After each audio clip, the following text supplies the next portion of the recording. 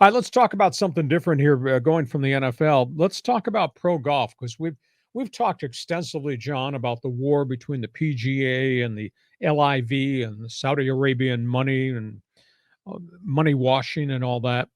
This was kind of a surprise story. The Masters at Augusta just announcing that the guys in the LIV, even though they've been suspended by the PGA Tour, the guys in the LIV, if eligible, can play in the Masters. And that's from Dustin Johnson, the big money champion, to Phil Mickelson, who didn't do very well, the whole group of guys that went abroad and got all this guaranteed money. So the British Open and Augusta, the Masters, will allow LIV guys in. The PGA Championships and the U.S. Open are still standing on the other street corner with Jay Monahan and the PGA Tour and say, no, you left, you violated your contract, you're still under suspension. Throw this into the equation.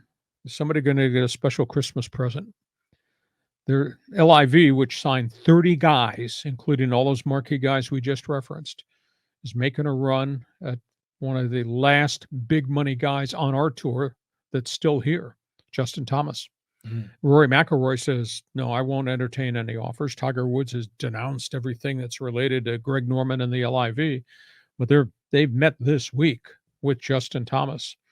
And where there's smoke, there might be fire. So this war is not over. And I don't know how there can be a peace treaty when they're suing each other in antitrust violations and things of this nation.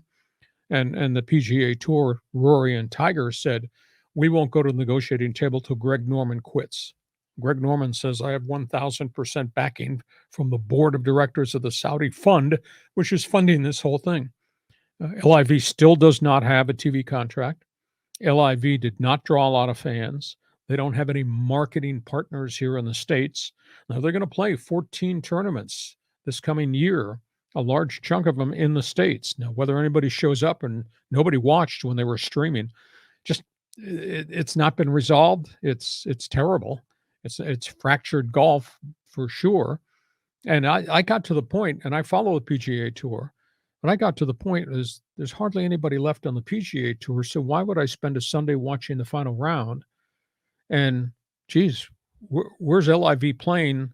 Who's on the leaderboard? I can't even find the bleeping results. They've kind of like disappeared off the radar, despite having all these names and all the money they're throwing around. So that's where we are with golf. What do you think happens?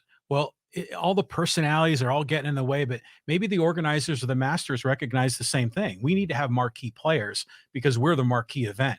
But it is interesting. If you turn the clock back, there's been a history at the Masters of discrimination and banning players. Now they're suddenly saying we're not banning anybody. We're welcoming them all, LIV, PGA, what have you. As a golf fan, I like to see them all playing. I like to see that.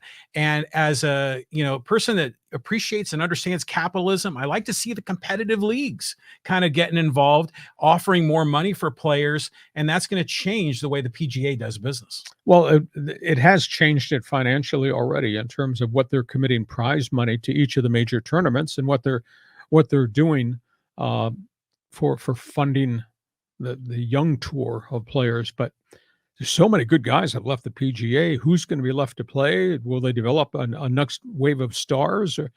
And if the LIV cannot get a TV network commitment to put their tournaments on here, how do they sustain what they're doing? Because they're spending a phenomenal amount of money. So that's the latest there. We'll have to hold our breath and see if another guy leaves. Is that guy Justin Thomas? Is he going abroad?